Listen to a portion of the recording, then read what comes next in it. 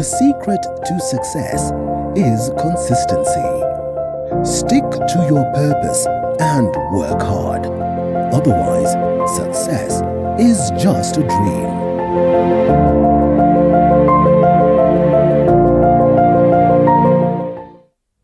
Well, it's my hope that your day is starting on a good note, a beautiful Wednesday morning. And I'm here as always on the Morning Cafe to make sure that we look at what is happening. That is on Matters News, and we have candid discussions revolving around issues that are of importance to us. Of course, we discuss the politics of the day. So much is shaping up. President Uhuru Kenyatta somehow telling us who is this one person that he would go out there to endorse for presidency come 2022. That as we talk matters succession politics, something that has not augured well with his deputy, who argues that, well, unfortunately, it appears as though what it is that they had agreed on, President Uhuru has chosen to go against that. But even as he goes against the same, why is he not endorsing someone from Mount Kenya region? This even as Mount Kenyan region leaders flex their muscles as they all seek to see who's going to be the kingpin or who will take up after President Uhuru Kenyatta. So much playing out in regards to politics, even as Right Honorable Raila Odinga declares somehow that the likelihoods of the NASA coalition would work together. What it is that President Uhuru Kenyatta backs and says, whoever is going to be the NASA coalition flag bearer, then he is going to back. That is come 2022. But then Musalia Mudavadi argues that he is not in for this. We can only wait to see what plays out. So we'll be discussing the succession politics today. But importantly, we look at the stalemate that lingers at the levels of the counties. And, well, the counties giving a warning that in the event the Treasury does not disburse funds down to the counties, they will have to shut down. But then again, the promise coming from Ukuri Atani that indeed is going to deliver the same. And we can only hope and wait to see that such is done so that we do not have our counties going down. The biggest question is just what is left of devolution.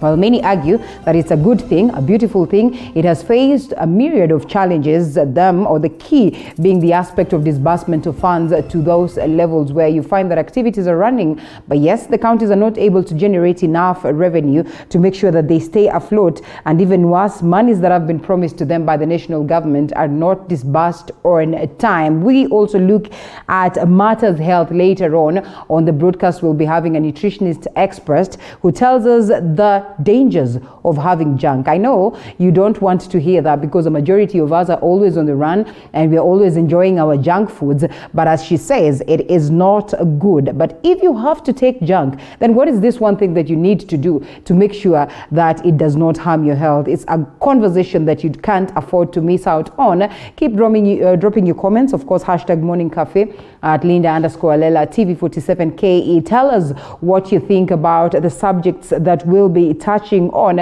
and of course we'll definitely get to ponder on the same. IEBC says it is ready and set to conduct the general elections. We can only wait to see whether indeed, as the excitement has been showcased to us, they will deliver the same. So all this we'll be looking at as we proceed with the broadcast. Morning Cafe begins right now with me, Linda Alela, as said, and of course I welcome your feedback. I get to sample some of this as we proceed with the broadcast. As always, the papers first. What has been detailed on the front page of the Standard newspaper, the Daily Nation and the People Daily, even as we await our guests who will help us ponder on the same. Collapse of tyranny of numbers. Tower of Babel. The big vote bloc, that is Mount Kenya, has wielded its past elections and likely to splinter, going to divisions rocking the region. Probably this is the biggest conversation that is on in regards to succession politics 2022. One, who's going to be President Uhuru Kenyatta's successor, or who's going to be the kingpin of the Mount Kenya region after him. This even as this vote region splits into two, the East and the West. The East says it is time that we also have our very own taking up the mantle, because we have been supporting the West for the longest of time. And the West within themselves also, they go to different sects. That is, of course, within the Jubilee Party, you realize that there's Tanga Tanga and Kieleweke. Definitely they say this conversation that is on has thrown, that is the Kieleweke plan for 2022 into a spin and into lots of confusion. And therefore, Deputy President William Ruto's allies, that is within the Tanga Tanga, are also flexing their muscles as they tell the DP that if we have to support you, then there has to be something big for the Mount Kenya region. A majority of them looking or eyeing to get the second, or to be second in command, that is after the DP. And so they say they can only take that position, that is the deputy president position, or the deputy of the main man. But also generally we've seen governors across saying that theirs is the big seat, the top position. They're not going for anything less than that, as they enjoy this aspect of numbers. Well, a rift that has been seen, and we can only wait to see then what plays out as to this succession politics of Mount Kenya region. A story captured on page 4 and 5 of the Daily Nation. That is one of the key things that makes the basis of our discussion this morning. And so we'll be looking at all that as we proceed. Ruto blames President Uhuru Kenyatta for Jubilee's fall. And on the other hand, he's also been blamed for the same, as they say. During the first terms, he's been out there politicking as opposed to pushing the agenda of the legacy of President Uhuru Kenyatta and the Big Four agenda, which they also campaigned on the basis saying that this is what they'd love to deliver for the people of Kenya. Angers thousands miss from one schools of choice, and the long wait for the 2020 Kenya Certificate of Primary Education KCP examination candidates to find Form 1 placements is finally out here. And of course, a majority will miss on their preferred schools, but they have been admitted to schools they never chose. But for the few learners who were selected to join schools for their choice, it was a cause for celebration. That is a story captured on the back page of the Daily Nation, as you can see right there. 15 schools that have a track record of top performance, which almost all candidates selected, as you can see right there. So we'll be looking at it as we proceed with the broadcast. Remember the other time we had Honorable Member of County Assembly, Kiambu Township, arguing that it's unfortunate that a majority of key schools that are in Kiambu County have not had, students from Kiambu County being selected to go to those schools, and therefore to them that is a kind of distaste. And tributes continue to fall to the late Chris Kirubi. A majority of people speaking of their experiences with him and how he's touched the lives of many and how he's transformed the economic sector in the country and so much more. Those other stories captured on the front page of the Daily Nation and to the Standard newspaper. And now it's Chinese onions on our tables. Interesting conversations right here. Well, a special report that is captured on page 4 in regards to the onions that we consume in the country. We all know of the conversations of having Chinese rice, Chinese eggs and all that. What just is the story behind this? Grab a copy and get to understand more of the details. DP Ruto pain over Uhuru NASA plan. An upset DP falls his boast for abandoning 8 million Kenyans who voted for Uhuruto dream to join hands with NASA opponents, saying that President Uhuru Kenyatta intentionally destroyed the Jubilee Party. A story captured on page 5. What forms the basis of our conversation this morning? Is he justified to say so? Well, it will depend on how you view it. We get the view of our guests this morning on the same. Will open the servers.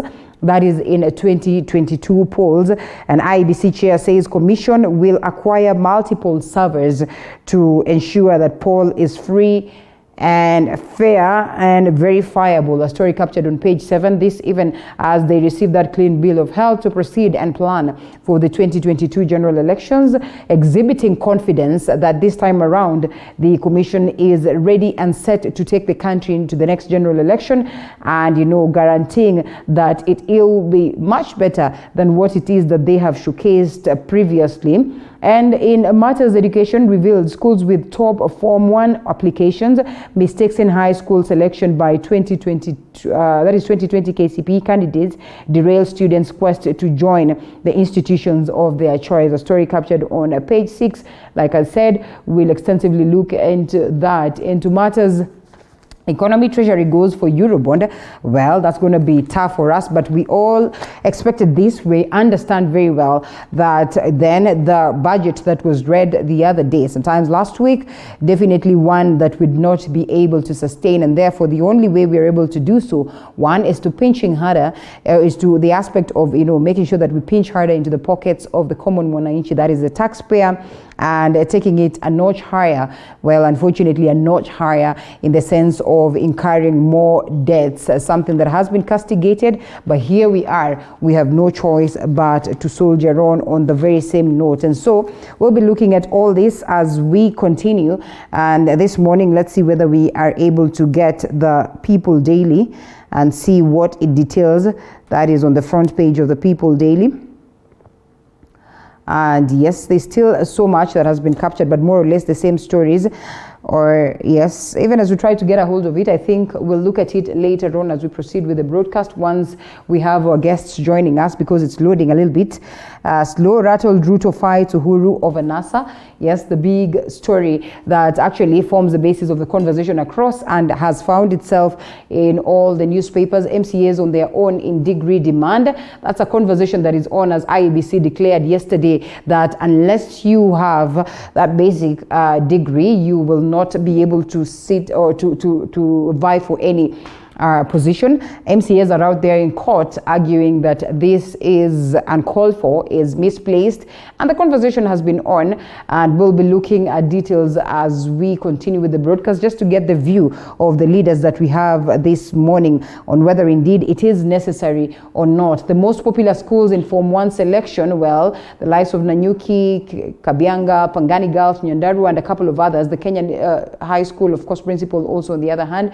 And we all know that her school performed so well, and so we'll be looking at details of this as we proceed, and we see just how many students are able to celebrate the fact that they've at least managed to get a position in a secondary school or high school. Day of the African Child. It's been 30 years since the adoption of the Charter on Children's Rights. What are the achievements? Just what are the achievements?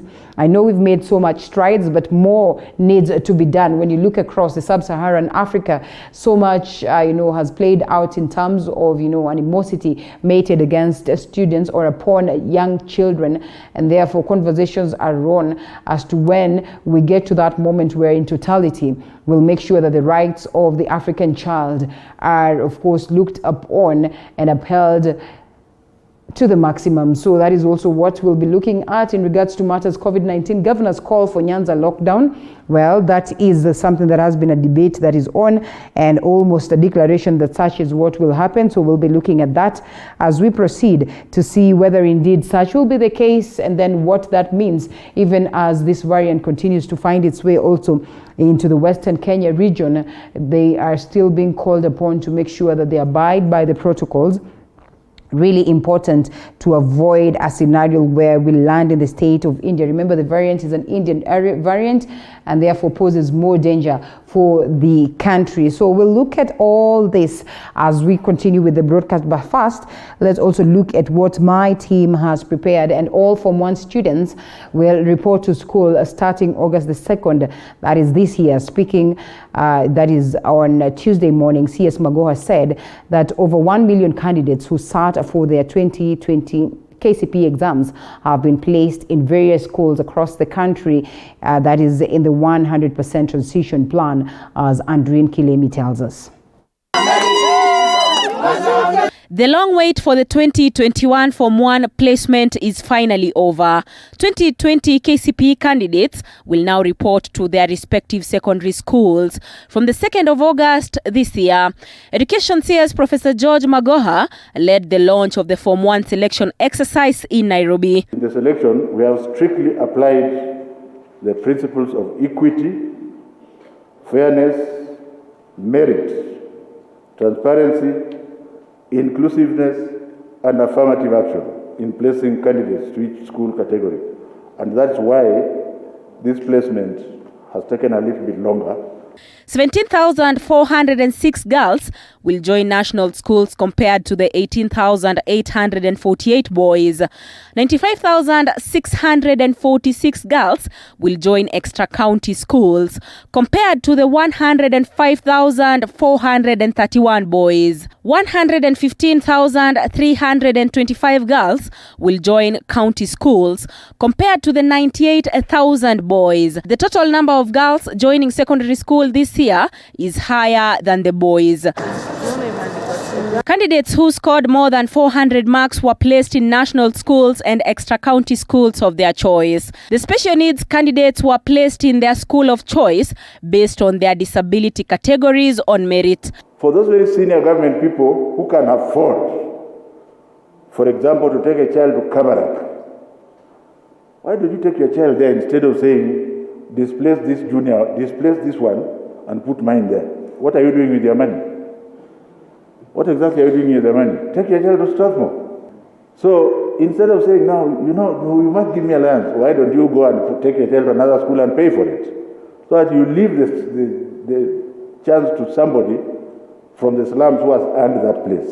Some secondary schools attracted high numbers of applicants than their holding capacities. Nanyuki High School had the highest number of applicants, with more than 154,000 applicants having the Laikipia-based school as their school of choice. The Ministry of Education says there will be no selection of Form 1 candidates at the sub-county level. KCPE 2020 candidates now have a month to report to schools. The Ministry of Education says it has placed all learners in secondary schools in keeping up with the 100% transition. Andrina Kilemi, TV47, Nairobi. And we stay with matters education. Pay fees for your child or stay home with them. Education CS Professor George Magoha has equally warned. Education CS has directed that school heads ensure that parents pay the school fees that is on time, as Muthoni Minor reports. Yes, there you are, Principal Mangu. Education CS Professor George Magoha reiterated his stand to school heads that they should send away learners whose school fees is yet to be cleared. All the hula baloo you're hearing about school fees is because somebody does not want to pay money that his or her child is going to eat while the child is staying at school. And I keep saying that people must pay fees, because I know people who are driving cars, good cars. They change clothes very well. They go to clubs to drink beer. The only thing they don't have is money to pay their children's fees. So I would want Dr. Mutua to kindly talk to her colleagues to stop attacking me without prejudice.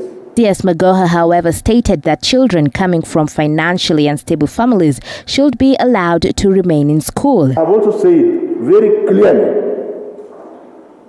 that the children who are poor and indigent must be left in school.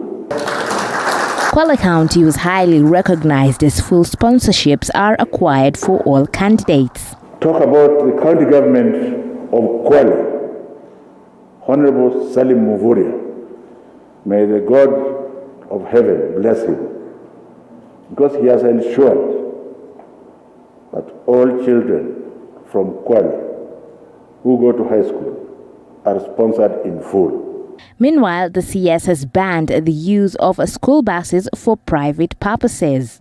School buses are supposed to carry our children using COVID protocols from one place to another. So any other person who is using those buses for anything else now, action must be taken very firmly. Candidates of 2020 are the third cohort to be admitted under the 100% transition. The 2020 KCPE candidates will therefore constitute the third cohort of students to be admitted to secondary schools under the government's policy of 100% transition. Muthoni Minor, TV47. Now to the county's National Treasury will release at least 40 billion shillings to counties by Friday this week. However, county governors say the amount may not be enough to cater for the needs of the devolved units following a delay in the disbursement of funds, as Grace Josephine tells us. Just a day after the Council of Governors warned of a looming shutdown in the counties due to delayed disbursement of funds in the devolved units, Treasury has committed to disbursing at least 40 billion shillings to the county governments by Friday this week. There was a slight delay in the inflows, but we are happy now. We have the money. The money is going to hit our account on Thursday, and Friday we'll be making substantial disbursement. Friday or latest Monday, depending on the time it hits our account, we'll be doing a substantial disbursement of close to, close to 40 billion. Close to 40 billion. That's for the balances of March and the full amount for April. Treasury CS Ukur Yatani was speaking during a virtual meeting with the Senate Committee on Finance. However, Governors Alfred Mutua and Anne Waiguru have welcomed the disbursement of the money to the counties. They, however, say the money is not enough. Hawaelewi kwa nini hawajalipwa mshahara. Wale ambao wanaenda hospitali hawaelewi kwa nini hakuna dawa. Lakini mwenye na supply hawezi leta dawa kama hajalipwa. Let's just talk even on basics.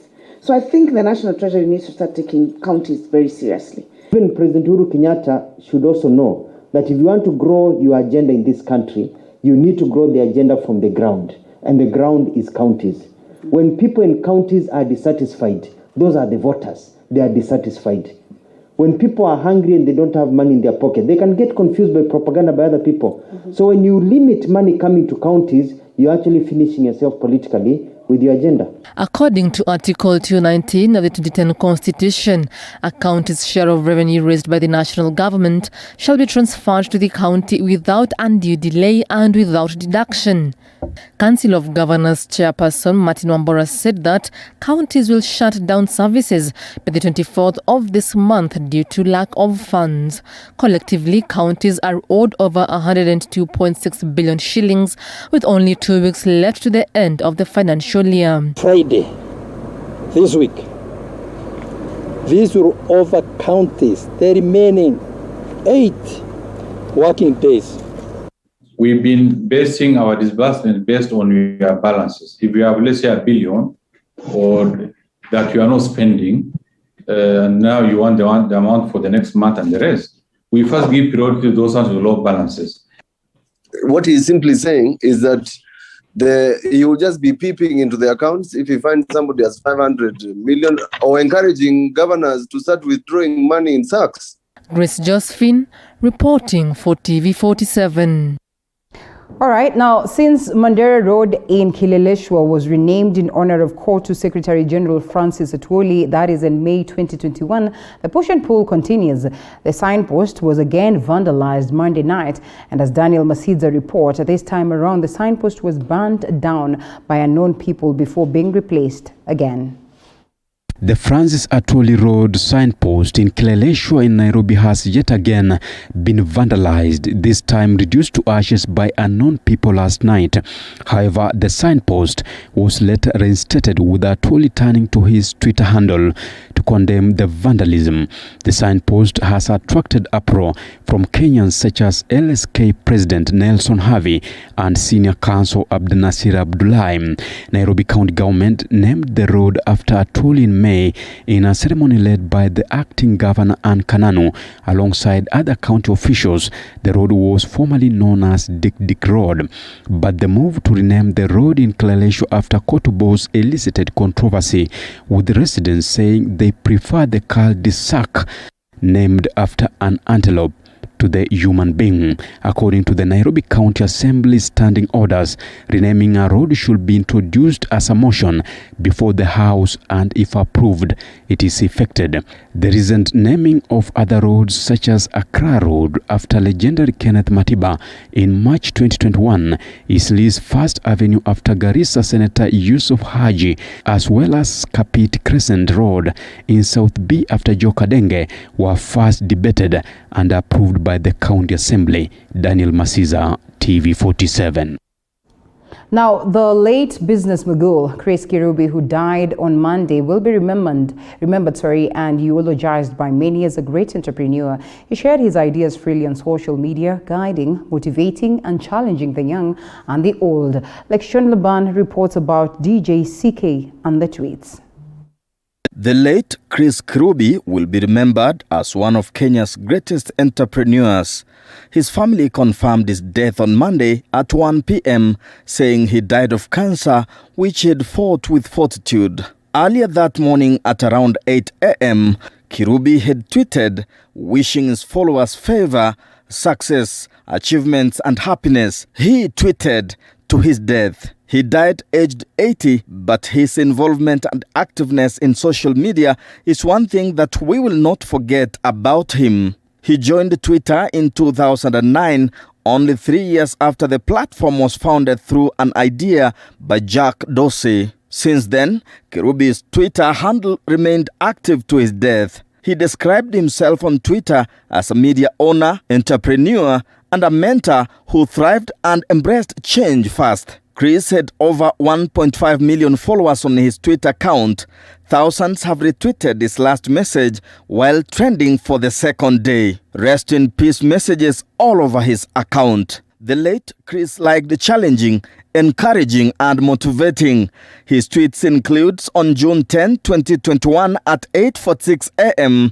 talking on choices that life gives and how you all need to see them. He says that life always gives a second chance. Another one is the tweet on June 9 discouraging limited minds, saying how we must challenge ourselves beyond self-imposed limits. During Madaraka Day this year, he tweeted saying the future belongs to those who conquer new horizons. And on Facebook, the late Chris Kirubi kept it alive with similar mission to the one on Twitter. He has over 400,000 followers on Facebook. He posted photos and videos with different messages, including selling his business ideas. In one video, he tells of his 2 River Mall dream.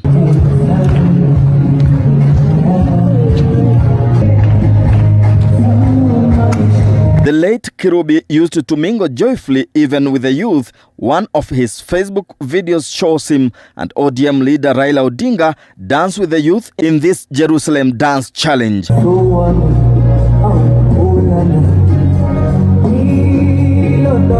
He will be remembered as having chaired many commercial enterprises, including but not limited to DHL Express Kenya, Hako Industries, Kiruma International Limited, International House Limited, Nairobi Bottlers Limited, Capital FM Limited, among others. He was a DJ at his station Capital FM, popularly known as DJ CK. Lekishon Laban, TV 47. May his soul rest in eternal peace. Now, the Independent Electoral and Boundaries Commission has assured Kenyans that the commission is ready to conduct the 2022 general polls. IEBC Chairman Wafula Chebukati says that the commission will use multiple servers to limit petitions after results are announced. As 2022 draws near, the IEBC has launched its 2020-2024 strategic plan to guide on the Commission operations and delimitation of boundaries. The IEBC chairman Wafula Chebukati said to avert an avalanche of petitions during the general election, the Commission will install multiple servers for result transmission. Issues of transmission should not be an issue that should affect elections in any way. We shall have multiple servers, not just one server, but several servers available. To this end, the Commission has continued to work hard to ensure that preparations for the next general election and other related activities are on course, despite the very challenging times we are living in. The stakeholders who attended the launch, among them the Registrar of Political Parties, National Police Service, the Judiciary, urged the Electoral Commission to enhance civic education and conduct a free and fair election. Voter education should always be geared towards elimination of election violence by informing all the stakeholders and clarifying their rules on exactly what they are supposed to do towards elimination of election violence. Independent Electoral Commission must remain sane, just like the judiciary must remain sane when madness engulfs us. The National Cohesion and Integration Commission Chairman, Reverend Samuel Kobia, suggested that the notorious hate speech speakers be barred from vying and traveling to foreign countries. Those who incite violence should not be allowed to go to Europe or North America. And once this is known, I want to believe that very few politicians would like to continue behaving the way they do.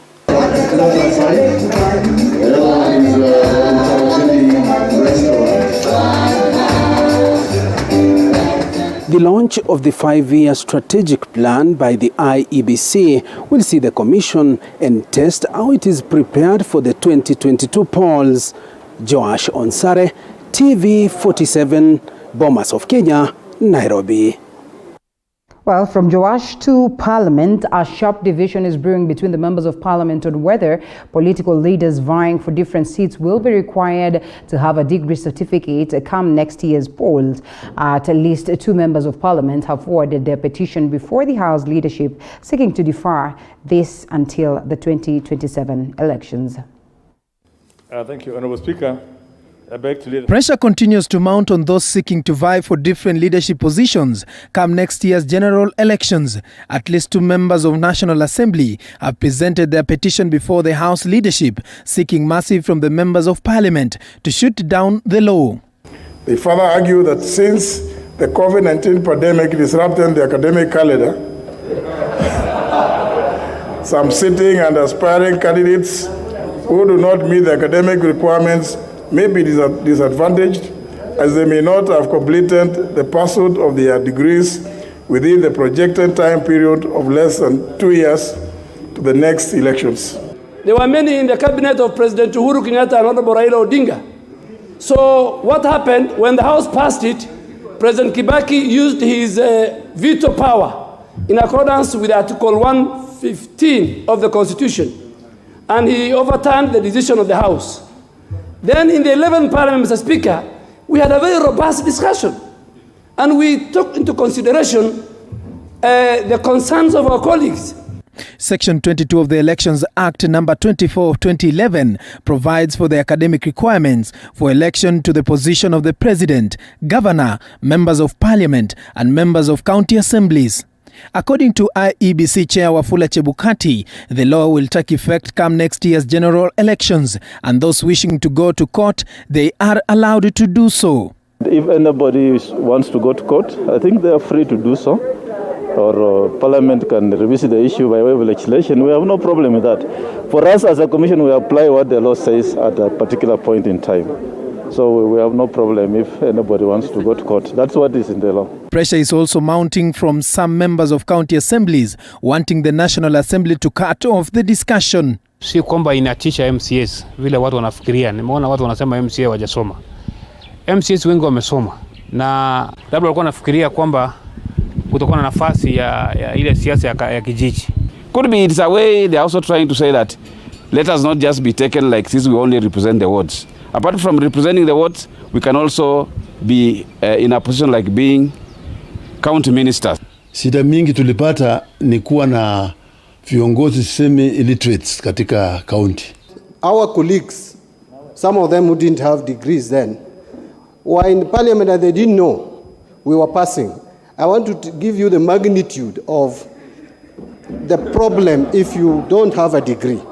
I remember very clearly and vividly, we passed that amendment, and those colleagues of ours who didn't have degrees then, one of them even approached me at the lobby and asked me, is it true that we have passed an amendment that is now going to bar anyone who doesn't have a degree from contesting? And Mr. Speaker, I told him yes, and he was shocked, and he was seated right inside Parliament, Mr. Speaker. Already the electoral body has begun preparation for next year's general elections. Paul Kirubi, TV47, Nairobi. President Uhuru Kenyatta's remarks on supporting a joint NASA candidate in the next year's polls continue to elicit mixed reactions, that is, across the political divide. Members of the opposition coalition, NASA, are however split on who should be their flag bearer if indeed the coalition will be revived. President's remarks on supporting a joint NASA candidate during the 2022 polls continues to raise political temperatures in the country. The remarks have been welcomed by the NASA coalition MPs, but are split on who the joint candidate should be among the NASA core principals: Raila Odinga of ODM, Musalia Mudavadi of ANC, Ford Kenya's Moses Wetangula, and Kalonzo Musyoka of Wiper. Kwa hivyo sisi tuko barabani ya kwenda One Kenya Alliance.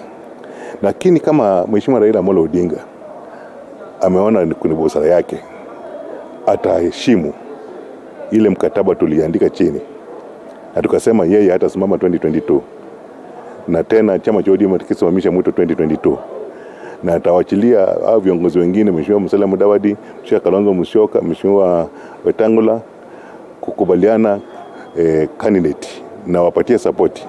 Sisi tutaendelea na hiyo mrengo. We've already tried for 10 years to support the Honorable Raila Odinga. So why will we repeat, really?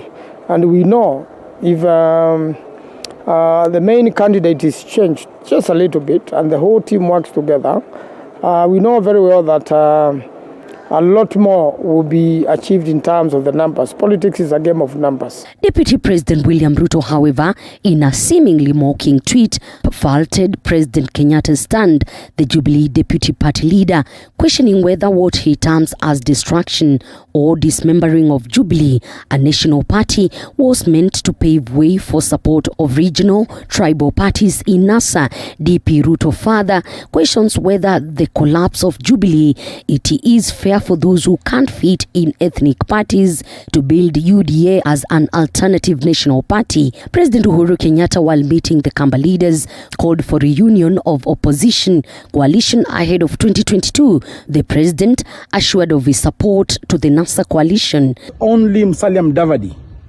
who stepped down in his favor and supported his presidency. All along, when President Uhuru Kenyatta has been looking for the presidency, it is only Musalia who has the history of supporting him.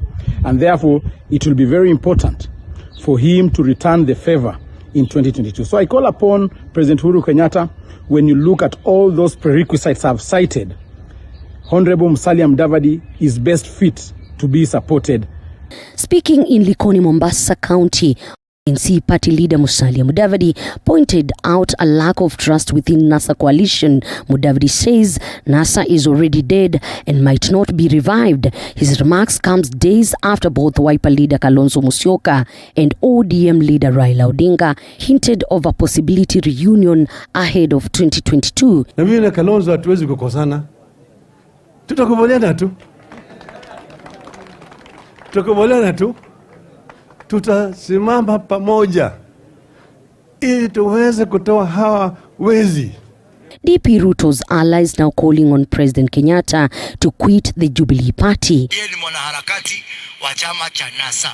Na kwa hivyo ningetaka kusema sababu kiti hawezi kuwa wazi, tafadhali aondokee Mheshimiwa William Ruto, yeye aende kwa mpinzani, na kwa hiyo mwaka umebaki William Ruto aendeleze mambo ya serikali vile katiba inatushurutisha.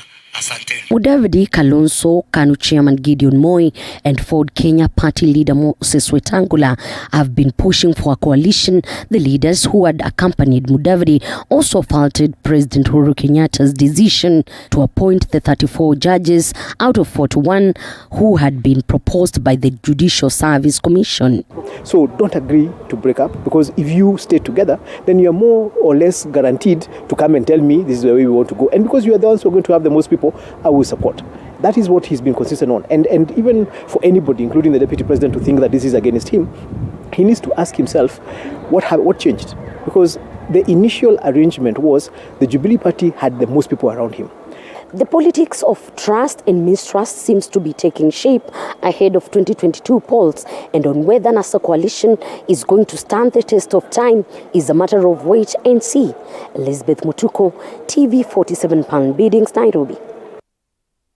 Well, indeed, a matter of wait and see. And before we get to that conversation, I think it's fair that we look at some of the other stories that are different from what we discussed this morning that have been captured on the papers. And we have Honorable James Gakui, a Member of Parliament in Embakasi North, who's not been here for quite a while, but we're happy to have him back. Mheshimiwa, good morning. Good morning, Chief. You've been well? I'm been well. Asante sana for finding time to be with us this morning.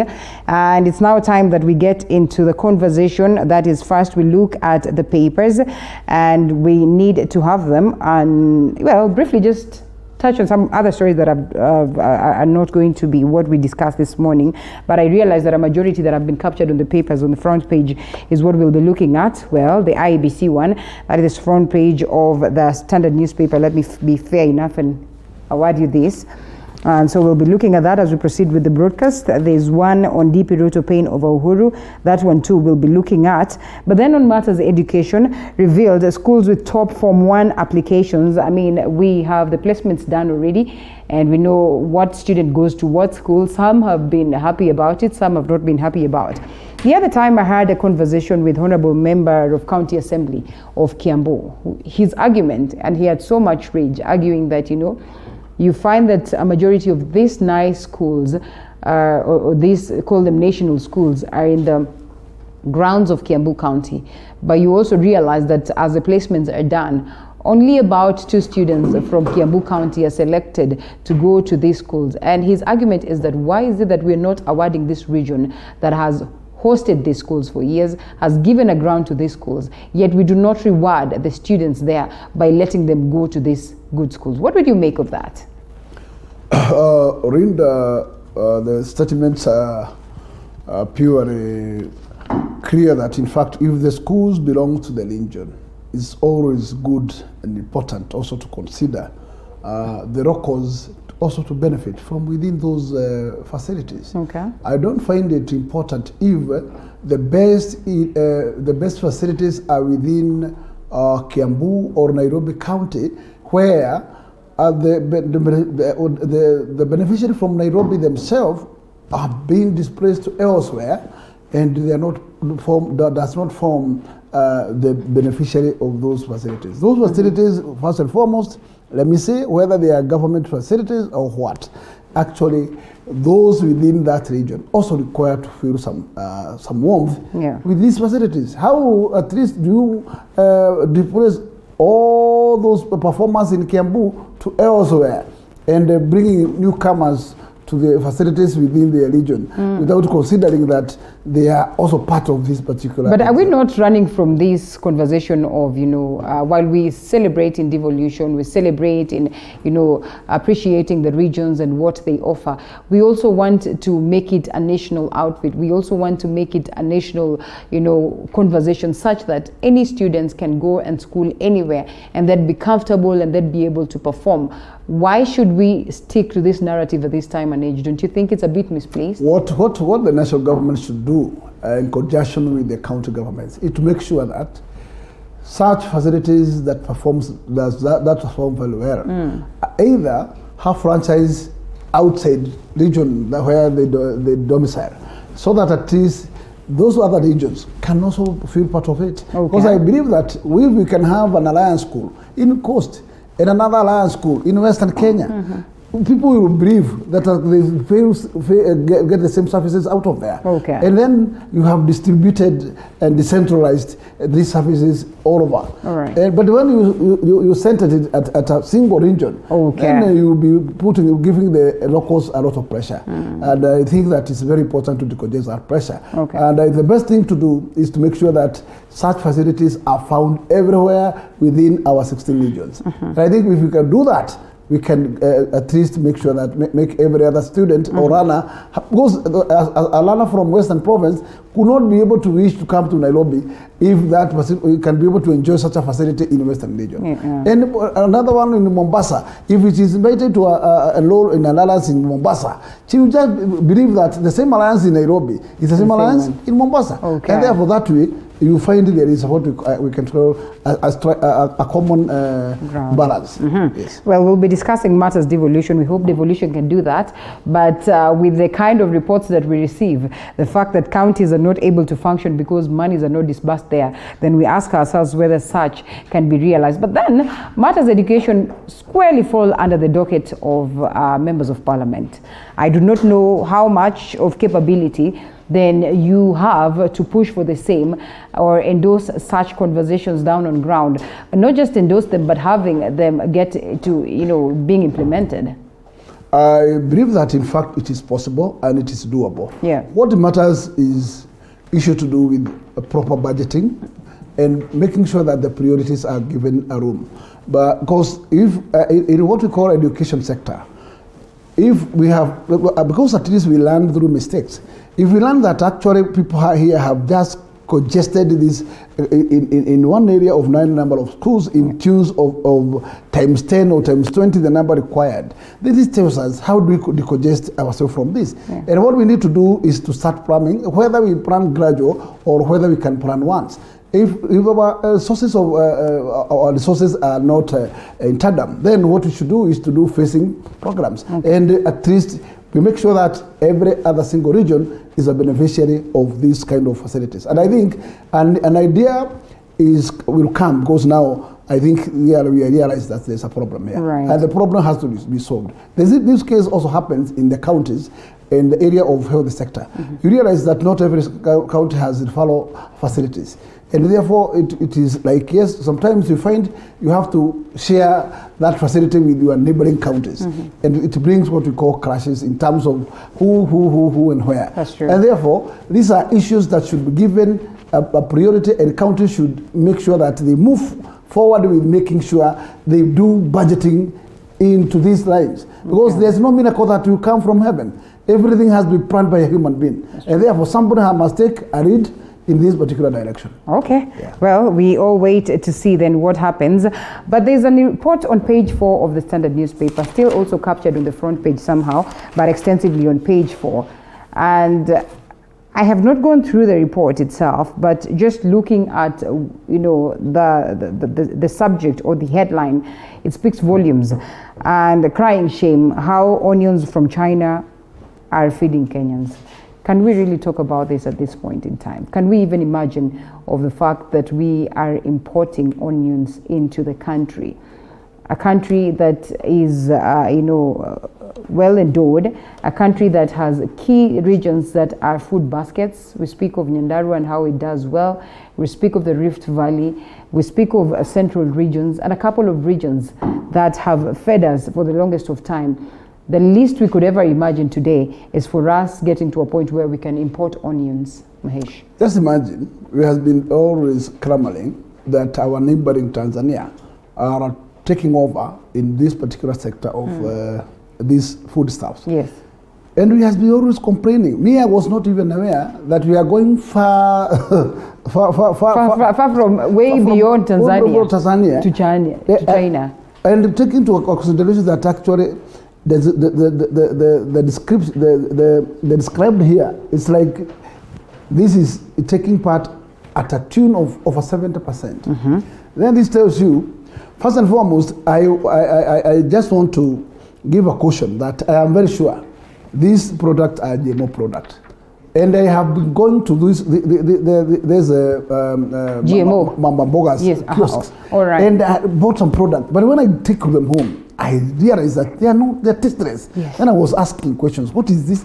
Until such a question, I asked the seller, who do you sell us? Where do you sell? Are these GMO? Because really they are tasteless. But when I buy elsewhere, I got the taste. Okay. And then he confirmed that these are GMO. Then are they grown locally?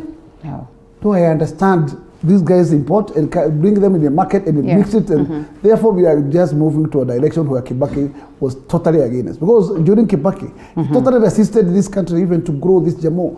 We can only advocate to grow GMO for export, not for our local consumption. Okay. I can tell you, this is not a food for Kenya should rely on. One responsible leader what we should do. Our population is capable to at least feed itself locally, without even importing a single GMO product from outside.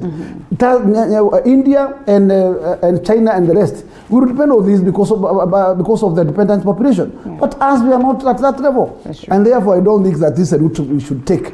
And Kenyans must think twice. If it is business, let us know what we are doing, because we are start killing our local domestic productions. Because when the mamboga at Nyeri or those areas that actually are famous in this, then they will suffer in the market. Because this will come and sell GMO half price the cost of this net of Kitungu. Wow.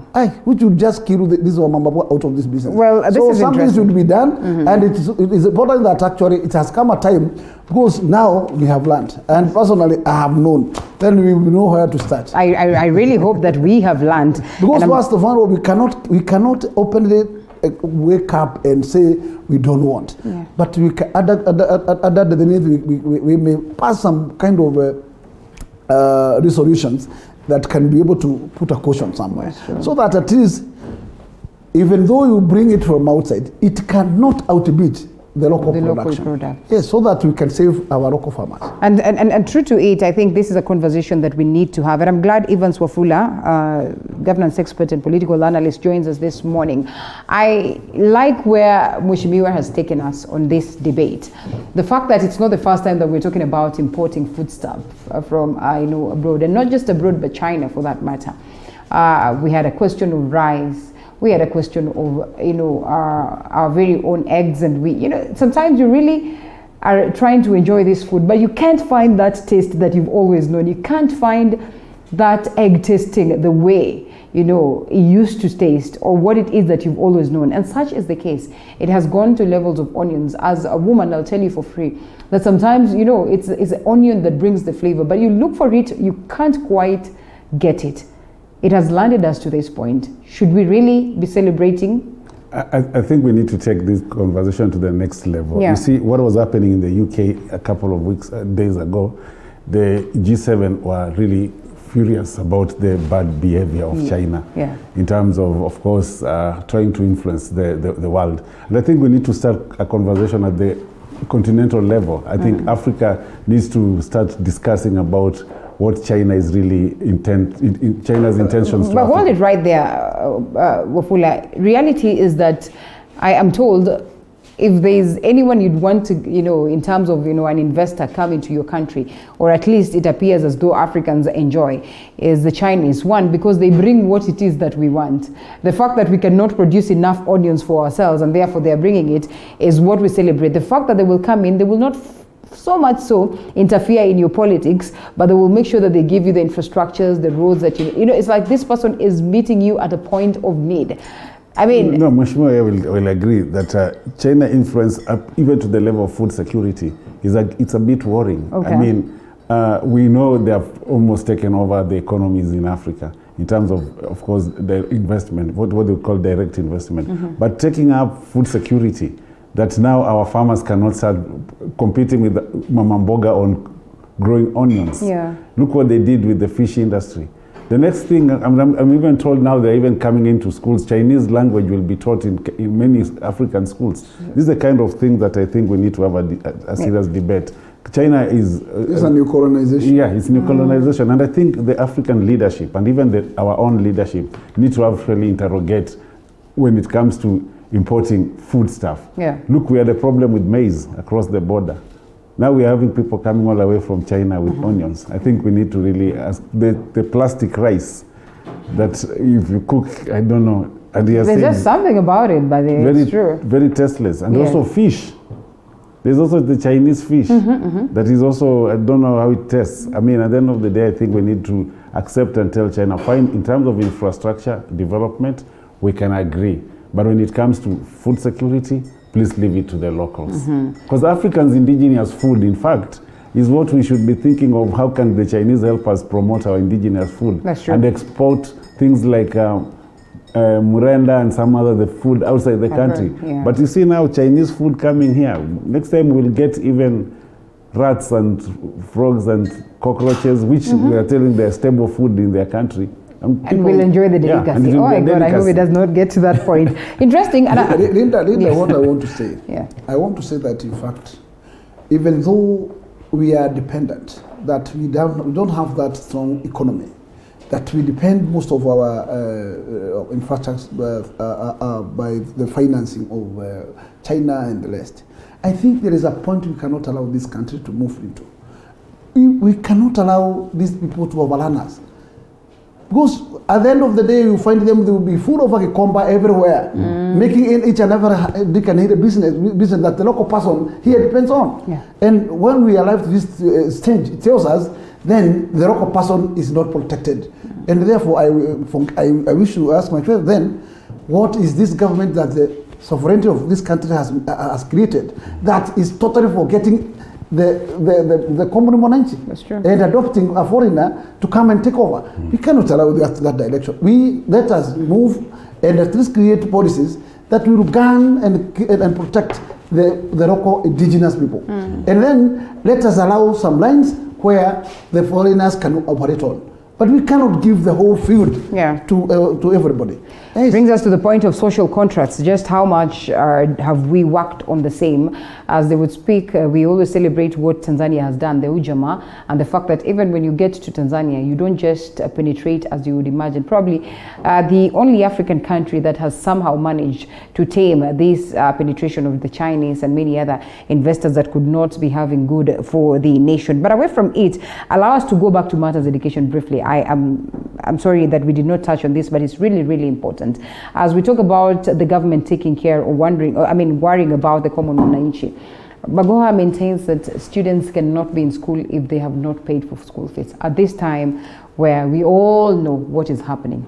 And he cites scenarios where these parents are driving vehicles out there and we know that they have the money, they just choose not to pay. Would you honestly be a parent who can choose not to pay for school fees and have your student or your child be sent home just because you want to be defiant?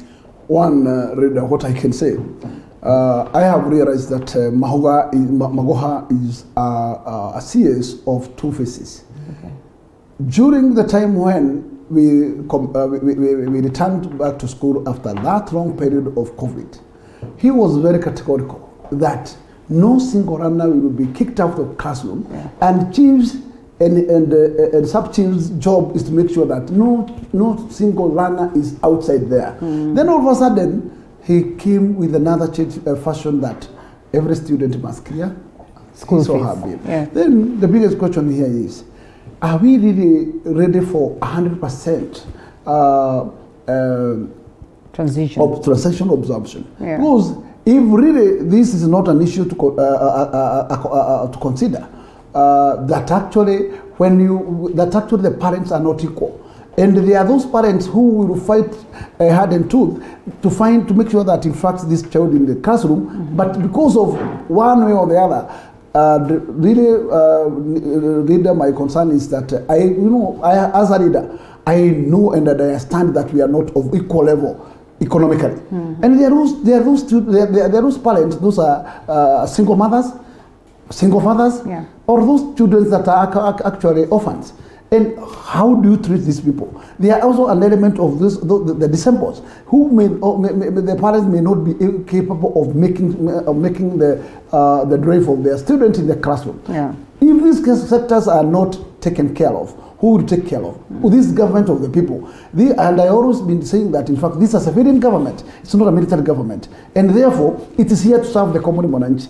And in this particular case, I would like to know, is it the budget of the education sector that cannot accommodate this particular area, where that we are going to compare all the students out of school in that particular needed point? Are we really caring for that student? We are very much aware that, in fact, outside there is more vulnerable other than in the classroom. And this one we discovered and we realized that. Then how are we helping this student, and especially the girl child, when she's outside there? It tells us that what we are going to find is finding a situation where most of these runners will be completely out of classroom. Because if you are locked up of school for a month or two, then even the motivation to get back is not there. Then you disappear in the society, which is total true. If really we want to assist the society, we must assist our learners. Because that is the only point in time you can nurture, and nowhere, not any other time. So Magoha must change the tune, and Magoha must come to the parliament with what we call supplementary budget if you feel the current budget is not fitting. Okay. Yes. Well, a reality is that then schools cannot function without these monies. And that's the reason why we are having this conversation today. So how do we strike a balance? How does he strike a balance, as the Ministry of Education? Well, if the budget is not enough, like he says, the parliamentarians are there. Education sits right at their very own docket. It is quite, a conglomeration of confusion. And reality, again, is that the dangers that face our students are extremely high, like he highlights. And therefore, we are at that point where we really do not know what happens. I mean, is the student left on their own? I think Magoha is attempting to run the ministry as if he's still running the university. I think he needs to understand that he's going beyond running an institution like a university. Okay. Look here, this is parents who have actually tried to get their kids back to school. Remember, there's a time when the government said that we need to double increase the number of pupils who are going to get access into classrooms. But he's busy also, as the Mheshimiwa said, he has two faces. He's busy attempting to get as many parents or as many kids out of classroom. Yeah. And I think that's absurd. I think what he needs to do is to see how then can we be able to just try to help parents who are not able to afford school fees. Remember, there's a government policy of free education. That's true. I think there's a time we used to say that Somali, despite its conflict situation, was among the first countries that had free primary education. And now Kenya we are now in a situation whereby we are saying we have provision for free primary education, and then we have the number of students and pupils in schools need to double.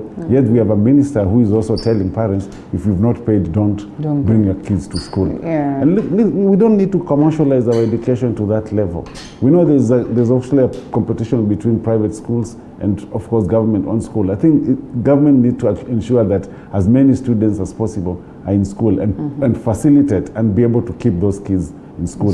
I think once he is not able to do that, then I think he doesn't deserve to be in that ministry. And that's the problem where we have in this country, that people are given opportunity to serve, but then they just start serving it best depending on their own emotions and feelings. I think it's not a personal property.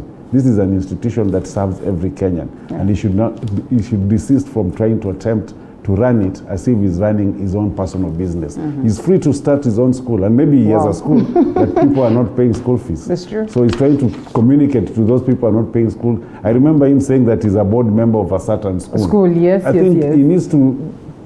Even that's a conflict of interest. He should actually he should remain impartial and be able to run the ministry, not with interest that I am a board member in another school, I'm a minister of education, then schools should behave that way. That's not acceptable. All right, well, that's a good... To underwrite the leader, it's always very important.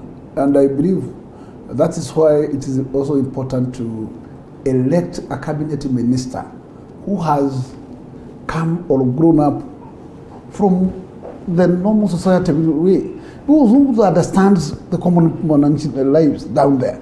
In fact, during our times of running, it was so difficult. We are walking bare to have that, even that particular fees was, but let me tell you, we were surviving. So we need a minister who has this particular thinking in his mind, that is taking that consideration, that there is a student who we will expel, but that is the expert tomorrow or a professor tomorrow. But you are denying him an opportunity, just because the parent cannot be able to afford. This is very unfortunate. But we also agree that if parents are able to afford, let them pay. I am saying... It is very expensive, by the way. I can tell you for sure, I have said and repeated, we are not equal. And the subsidy should, those who have, they should. Yes, they should do so that they can accommodate the deficit, so that the school can move on. Keep running. Yes. Actually, this is neither here nor there. You see, parents who afford school fees have taken their kids to schools where automatically where they don't have an issue about school fees. That's why we have private schools. We have very, very high cost schools where parents are able to take their kids. For heaven's sake, you cannot choose to take your child to a school in the remotest part and say that you are doing that as a matter of choice. I think if that parent had an opportunity to afford a better school, they would take their kids to a better school. The obvious thing is that a lot of parents are not able to take their kids to school. The government must assist them. All right. Well, I hope at this the end of the day, I ears. think we shall come to close this when we shall declare the whole system of primary and secondary school free. I hope you do yes, that. that time really will come. I mean, as lawmakers, we hope. As a nation, let me tell you, I think the first thing that the government should make sure that, in fact, gives priority is to make sure that the mandatory free secondary and primary. When we arrive that, then we'll be sure that nobody will be left without being nurtured. Yeah. That's true. Leave no child behind when That's it comes true. to school. Yeah, just like in the health sector, we were told that the health sector, you can walk into an hospital and get treatment. I think we see the challenges. I think any serious government, any serious society must be able to provide two basic things. I think literacy and health. And you'll be able to ensure that people are able to walk into an hospital and get good treatment. Kids are able to go into school and get education instead without tampering. And you see, because Magoha is a CS who is full of experiments.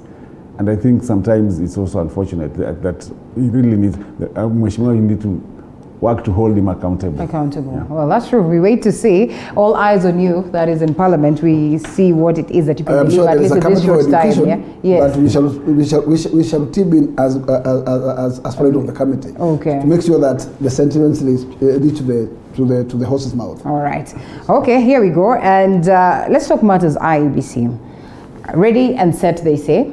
And we saw the celebrations there, the pomp and color somehow, depicting an entity, a commission that is, well looked into, a commission that is well conformed. We know the conversations that are on to make sure that at least the commission is full and meets the threshold and the quorum that is expected. But as Wafula Chebukati says, everything is all good. They have set plans and they want to make sure and guarantee the people of Kenya that when it comes to the general elections, that is 2022, that it will be a different affair from what it is that we saw in, say, 2017, which was the latest or is the latest. And a couple of other things arise from this. We've seen politicians also weighing their sentiments on the same one. As it stands, do we have the confidence in IEBC? I mean, across Africa, the biggest fear is always that, we run into troubles because we do not have faith in the commissions that are set to, oversee the elections. Are you confident about IEBC today? I think IEBC is very incompetent. Okay. And I think from the onset, if their conduct of election, electoral processes are not only determined by the results of an election. It's a process. Yeah. Voter registration, verification, and Chebukati does not understand that is a critical, integral part of the democratic process in the country, and the way he's conducted himself. I think the arrogance, the level of arrogance that he has exhibited since the previous election is very evident. That I think him as a person, there's a time he dared a lot of people and he said, even when the commission itself, we saw it crumbling, commissioners leaving, and he said he will not leave, he will stay there. And yes, we understand he's protected by the law, but in any mature and serious democracy, he should actually be in prison. Out. He should not even prison. out. Okay. I mean, he should actually been held accountable because he is one of the person who tampered with our democracy and even threatened the social fabric of our country. And we've been treating Chebukati with a lot of kid glove and a lot of now he has come to a place where I saw yesterday they are attempting to launch a strategic plan. Yes. And trying to show people how it is very wrong for him to say that we will open the server in 2022. Yeah. I mean, that is something he should have actually done even before. So I think this kind of political kind of interference in the commission, and the only thing we need to do is not even about the people there. We need to actually to accept that our electoral process has not been independent and has not been free or devoid of political interference. And unless that is fixed, in terms of the reforms that can be brought to ensure that it is safeguarded, even the people there cannot even be able to deliver a proper election. Well, okay, Mheshimiwa, and true to it, I'd want to argue to agree with what it is Wafula speaks of. When Chebukati acknowledges that the commission will make sure that they come up with this strategy, 5-year plan for that matter, and at least make sure that they have processes that would allow them, one, to open the servers and limit petitions after results are announced. The numerous petitions that were there last week, then it means they did not do proper, setups of course, the systems to make sure that these petitions did not arise, to make sure that it was a free and fair process. Why should we trust that this time it's going to be different? I mean, the other time they had ample time to prepare without, fears from people, without so much, punches from the people. Why should we trust that it's going to be different this time? Linda, first and foremost, we have a tradition, which is a very bad precedent, that we always lash in the 11th hour. And we does preparation for such an important magnitude process of an election within a very short time, where even the ballots comes and lads here when already campaigns are on and then ongoing. The last 1 month to an election. If done earlier, don't you think there'll also be fears that maybe this can be compromised? What I want to say is this. In terms of making proper budgeting and planning, such commission require to give what we prior early planning so that at least it can be well budgeted for. And then at those particular timelines cannot be able to overlap to each other. At least they would be within their timelines. The timelines are being are safeguarded by what we call budgeting. But I am finding a situation where they used to clamor for this and this and that, and actually there is nothing have provided to be provided for during the budget making. I am sure that in fact, as it has been alluded by my panelist, I can also say that Chebukati as a chair has a problem of his own. He's a human, and a human has his own pros and therefore I can say actually he's not so independent, because every single commission will perform, and the leadership is brought by the chair. The chair is a very important person in such a commission because he heeds the whole baggage forward. But when the chair today is this way, tomorrow that way, and found himself not proper or sincere with his decision making, I think still we may live to some problems. Do we have in this particular point in time, when now we want to convince the whole public of Kenya and international observers that this time round we are not going to repeat the same mistake he did last election. My big question is, since he was ordered by the Supreme Court to go and open the servers, which he never did he realize that's a problem that is supposed to be he's supposed to start planning for? Why now? I think because this commission is not part-time. This commission is a full-time, and being there full-time is not just to sit. You sit there to make sure that things that you know of importance are being put into planning, and therefore you are ready for every aspect. And I would say, anyway, it has reached that. My hope was that this whole lot of commission is going to be terminated. That was in contempt of court, one would say. And let me tell you, even the other previous one, they never done their whole term. Yes. Otherwise, they were shortened, and actually arrangements were done on how to clear with them. But Mheshimiwa, we can't keep doing this. And these people pass through the hands of Parliament. It's okay. I have no problem with adopting what is being now on the cycle in this particular arrangement of filling the gaps of the commissions that has not been there. But what I would say, also as a nation, we have failed.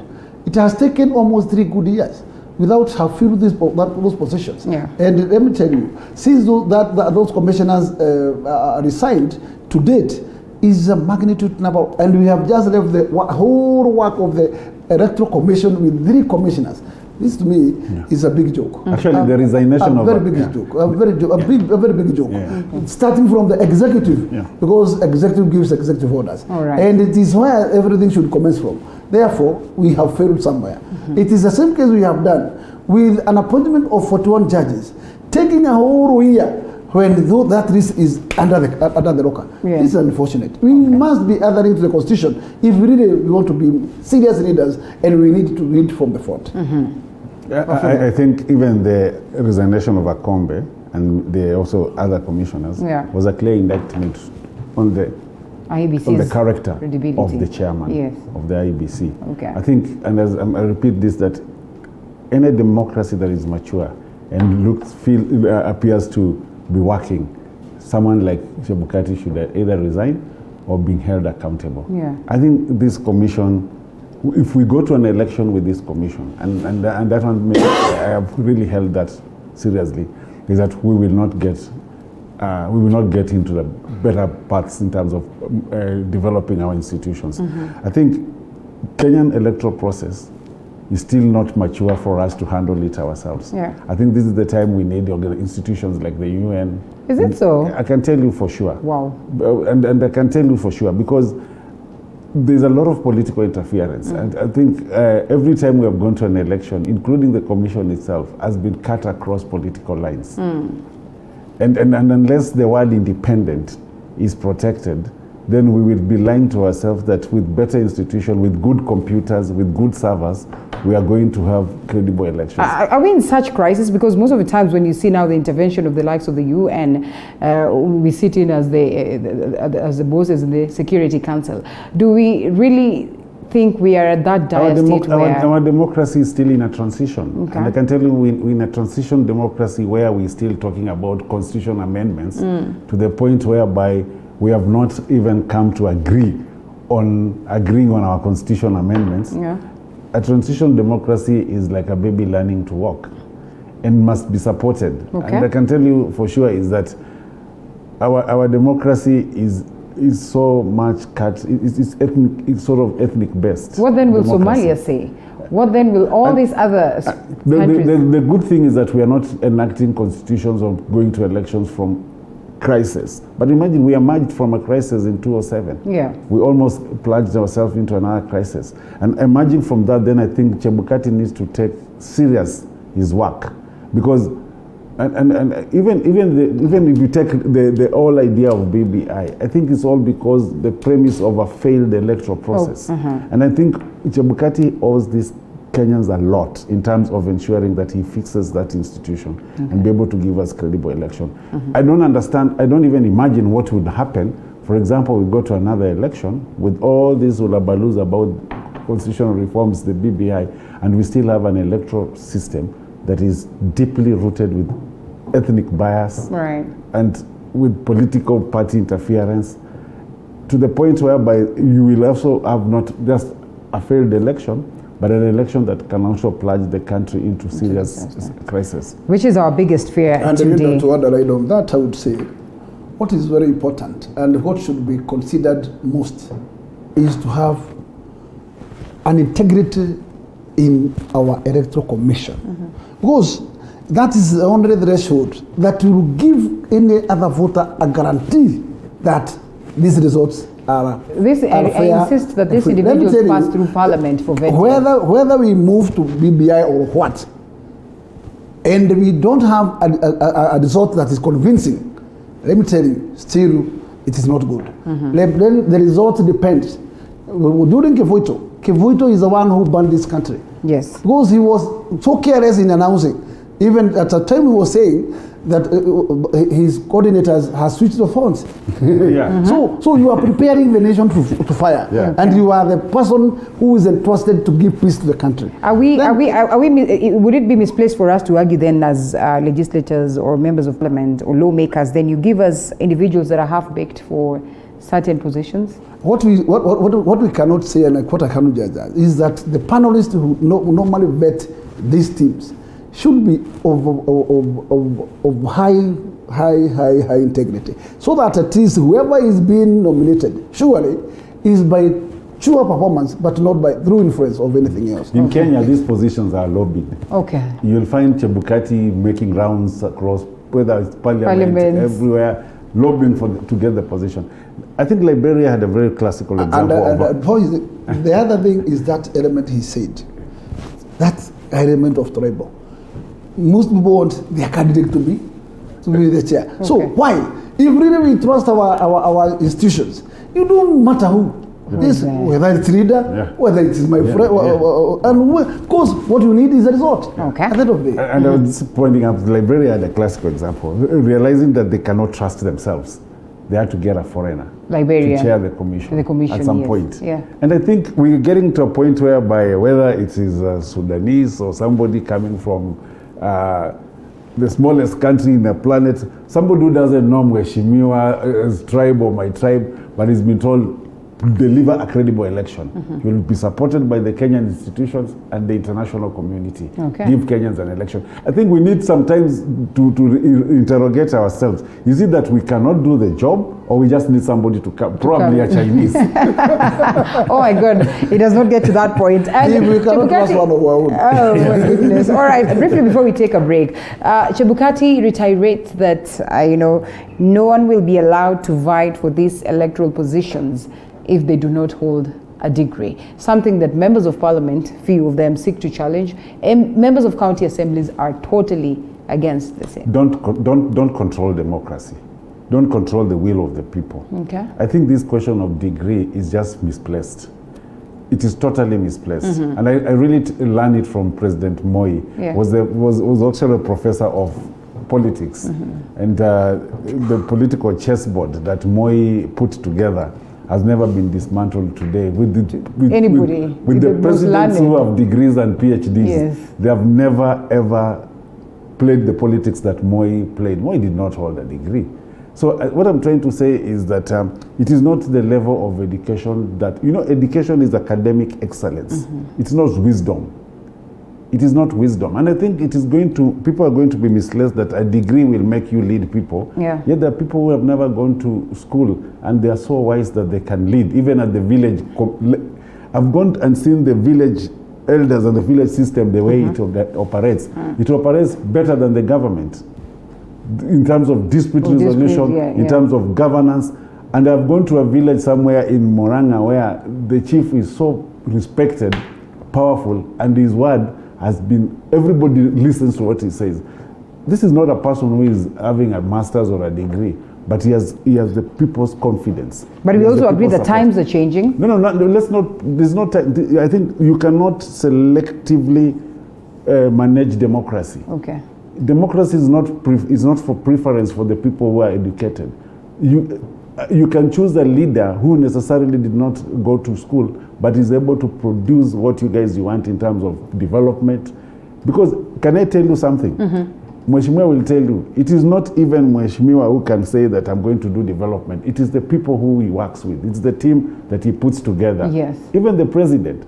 It doesn't matter the president must have a degree, but it's the people who the president work with the president. So I think at the end of the day is that we should not try to personalize leadership and make it look and package it that it is preference for the people who are educated. Because we're going to lock people out in terms of democracy. People would be People want to elect the leaders, they want to elect the leaders of their own choice. And I think we need to sit down and ask ourselves that if anybody who only has a degree, and I'm not saying that because people are not educated. I think this country now, we will agree, is that the level of literacy is so high. Yeah. So it is obvious that mostly a big percentage of people have gone to school. I've seen people riding borders with degrees. Yeah.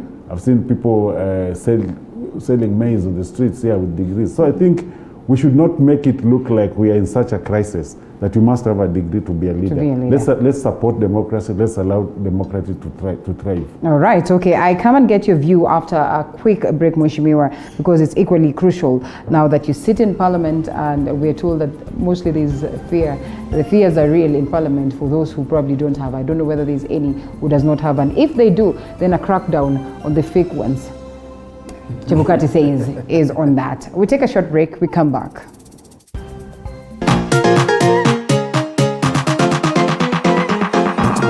precast panels. We have the best quality, durable, and affordable precast panels to suit all your needs. Manufactured under a controlled environment, we have the best precast concrete panels, precast concrete floor slabs, precast concrete perimeter wall, precast concrete columns and beams. Our panels reduce construction cost by up to 40% with absolutely no plaster required, including added soundproof benefits.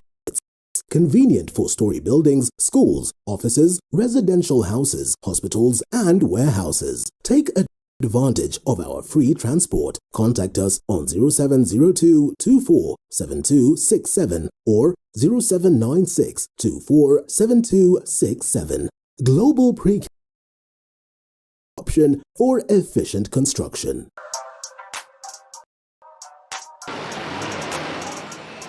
These are the sights and sounds to remarkable ideas. What's missing is the will to execute them. You need to stay relevant. If you don't, you're going to fade off.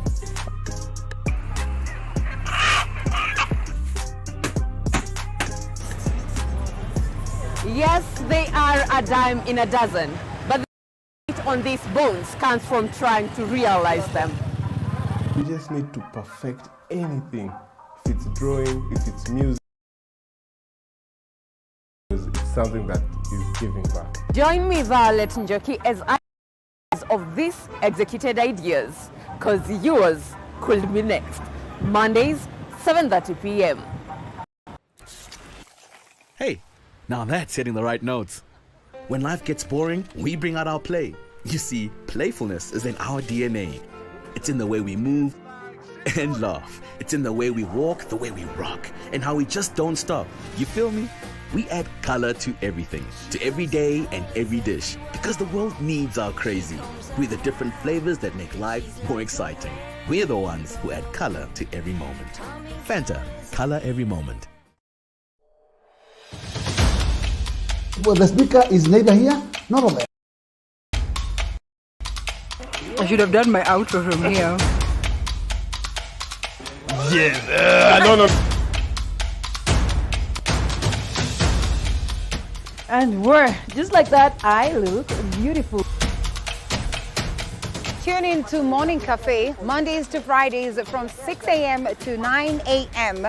with me, Linda Alela, only on TV47, the home of Untold Stories.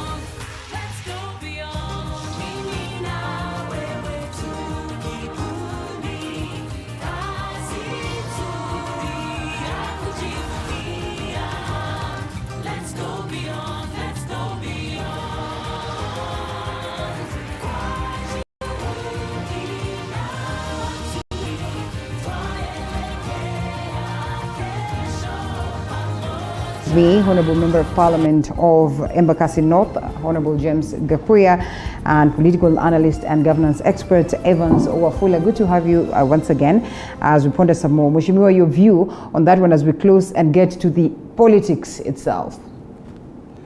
I think the last bit was issue to do with IEBC declaring that mandatory requirement of degree. Yes.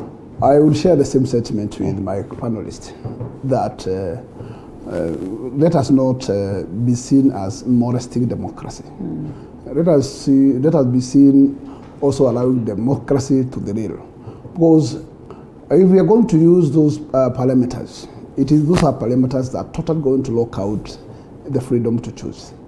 Because once Wanjiku is given that sovereign power to choose, let us allow that particular element of wide space. Because leadership is by qualities. These qualities may either be by wisdom or by what academic knowledge. And Wanjiku understands who fits in this particular sort? Who fits in this particular sort? And this particular case, that is, I think, the authors of the Constitution, right from the beginning, their intention was purely not to talk that particular direction of democracy. And that's why it was only 2 levels of compulsory mandatory degrees, and these were the presidency and the governors. Okay. And I think since now it has become a law, because this was passed by the last parliament after being postponed for a full term of election. I think it is not casted on a stone. It can still be revived. It can still be. It is still amendable, and I can tell you for sure that this does not require a referendum. This just require a simple majority in the House. Therefore, I would say if membership of the House feels that actually it's a gap, I would just advise any member to move in with some amendment, and those amendments to just gather the necessary requisite number, and therefore those changes are done. Because I still believe it's better for the country to leave that room for choice. Because let us not gang Wanjiku. That Wanjiku should be forced to carry a bargain that unless somebody is a graduate, what about even a diploma person? Does that mean a diploma person is a less? I can't. So therefore, let us allow. You may find even a Form 4 leaver who is more qualified even in terms of debate in the floor of those assemblies or even the House. And actually, once we put that particular threshold, the threshold that at least will give us a negative, not a positive. Actually, that is discrimination. Yes. And I think even our Constitution protects people against discrimination. And this attitude and tendency of trying to create an holistic kind of leadership within the country is really going to send very wrong signals. I think people will go to court to challenge that. And I think it is very valid that the level of discrimination that is being exercised in the pretext that it's a constitutional provision, trying to sneak it that is going to be a requirement for people to have degrees to seek leadership. It is actually, it goes against the fundamental basic human rights. Okay. So I think we cannot be a country that on one hand, we have a constitution that the Bill of Rights protects people, and on the other hand, we have an institution that wants to discriminate people. This is pure discrimination. There's no word you can use to describe that if you don't have a degree, don't enter this door. Unless you have a degree, you should enter this door. You can't. You see, the most unfortunate or ironical thing is that this, again, is reached by the lawmakers themselves and even the ones who are challenging. That's what I'm saying. That's what I'm saying. You cannot create an holistic leadership. You cannot only say leadership is a preference for the few who believe that they have gone to school and read. What about those people who can lead and their parents could not afford to take them to school? That's true. There are people who are very educated in terms of they have the knowledge, but they could not just get money to go to get a degree. You can't punish them. You cannot come and punish somebody just because his parent or he was not able to educate himself. We even told the other people who sold chicken to go to school. What about this person did not be able to even get a chicken to sell? So I think we need to protect people and ensure that we have, when it comes to democracy, that democracy is left for people to choose. The ones who are challenging, some of them are just saying that this should be postponed to 2027. Then you ask yourself, there's no any good reason to postpone. It should be quashed. Either quash forever. Yes, quash forever. If any other generation will come and decide otherwise, they will let it come as a fresh. We have seen leaders with degrees, even running institutions that are collapsing. What has the degree helped? Okay, well, in 5 minutes, I want us to touch on the stalemate at the level of the counties. Why does it have to wait until the governors go out there to, issue a warning and say that, we will close down the counties if we do not get these monies taken to the counties because things are not working well? Why does it have to wait for that to have a reaction from the from Treasury? And even worse, when the reaction is there, it's not enough, as they would argue. If Treasury seeks to dish out a certain amount of money, the argument is that this certain amount of money that you want to give us is certainly not enough based on what the governors say. So, I mean, just what is left of devolution in a scenario where we talk about the BBI saying that, or proposing 35% increment of the same, what are the possibilities that we would see this happen? Leader, very quickly, I would say that, in fact, our lack of planning. Because lack of planning is where you get poor performance. Because once you fail to plan, it's equally planning to fail. And in this particular case, I would say, during our budgeting cycle, which commenced right from the top downward, because it commenced from the executive and the cabinet at that level and then to the parliament. I can tell you for sure, we have always put into our mouth a piece of ugari that is more bigger than our esophagus to swallow. Yes, and you can expect what you do. You either have a hiccup or maybe at the end of the day, you will not be able to chew that. In this particular example, what do I mean? I want to say, we have a budget that is concluded for this particular financial year. But what is our line of our targets? Our target is 1.8 trillion to 2 trillion. But we have a budget of 3.6 trillion. How are we expecting to make magic to fill gaps that are entitled to be filled with the 1.6 trillion? This is unimaginable. This money that we are imagining to borrow, it's not even here. And once you borrow, what are you planning to pay back with? And we have this attendance or experience of borrowing and also borrowing to pay. So, are we doing what we call guesswork, or are we really sincere with our arithmetics in terms of budgeting? I would say we should make slimmer budget government so that at least you can be sure of what you promised to do. In this particular case, that's why you're finding a treasury in. The treasury is at this particular point where the budget is already laid for next financial year. And they have not been able to fulfill the pledges or the monies that are supposed to be dispersed to the counties in a tune of 100 billion Kenya shillings.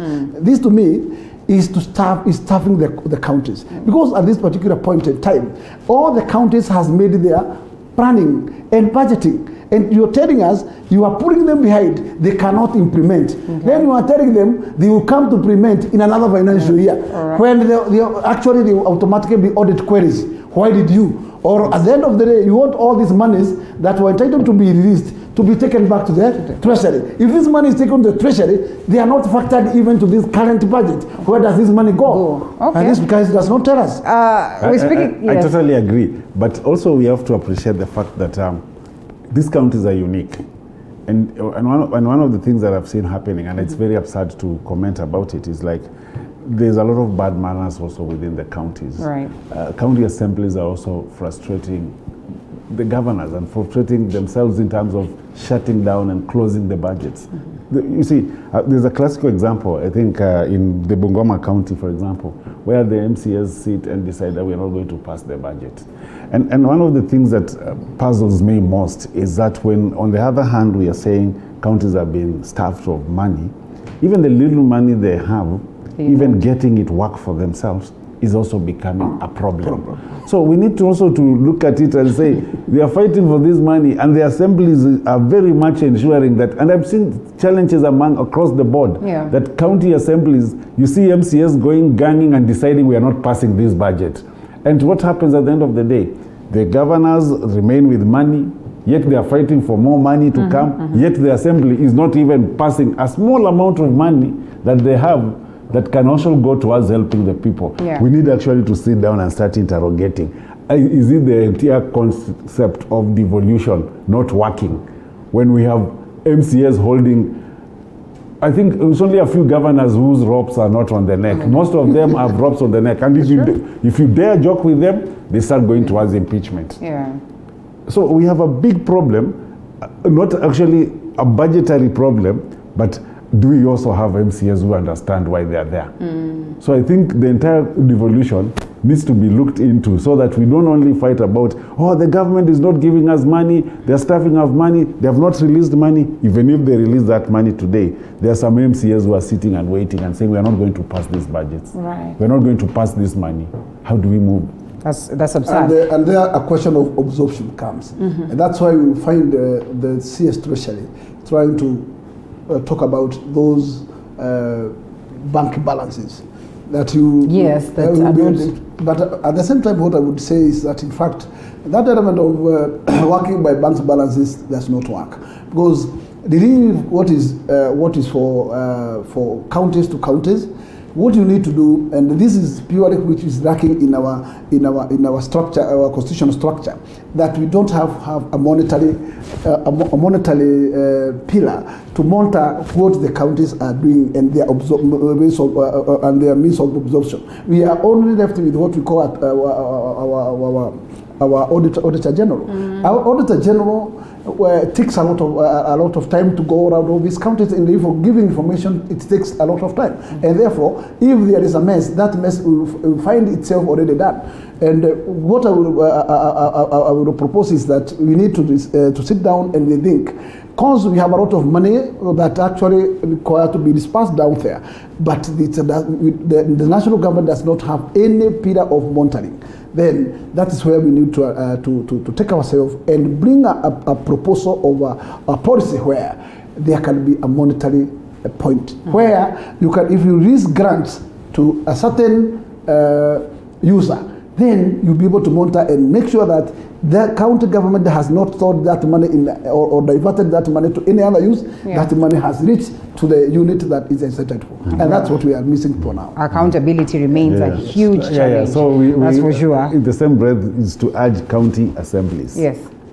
That are so hell-bent to ensure that those functions and operations of counties do not move or go on, to just flex, easy themselves, and allow budgets to be passed so that these monies can go to the people. We are the ones who are the beneficiaries. By the way, these guys are cutting themselves with their own panga. Because when you deny to pass the budget, what magic would you expect Wajuko to get to the surface?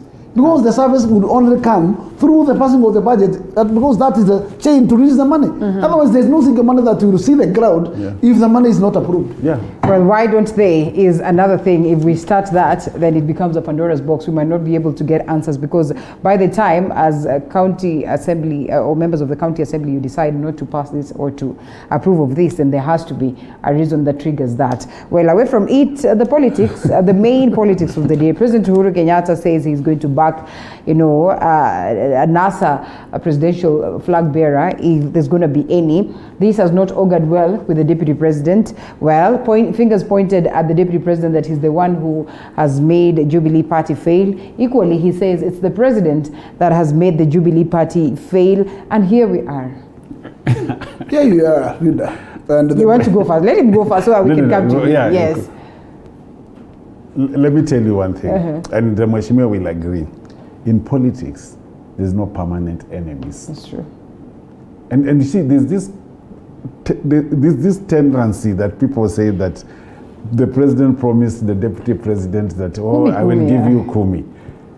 That's a lie. Because in democracy,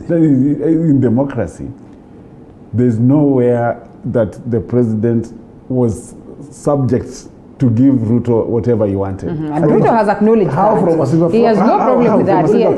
And I think we need to agree that I think Uhuru, and let's not, he's a smart, he's turning out to be a smart politician. So?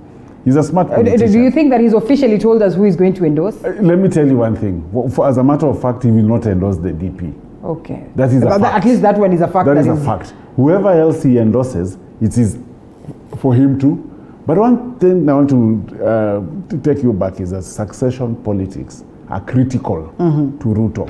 Uhuru's succession would work better for Ruto as opposed to the NASA team. Okay. Because let me tell you one thing, and I've always tried to argue on that line. There's this tendency that Uhuru would not be president if Ruto did not support him. Yes, that's what they say. Let's take it as a fact. Okay. But remember, Uhuru did not become president because Kikuyus loved him. Okay. It's because he united the Kikuyus. All right. Across the board.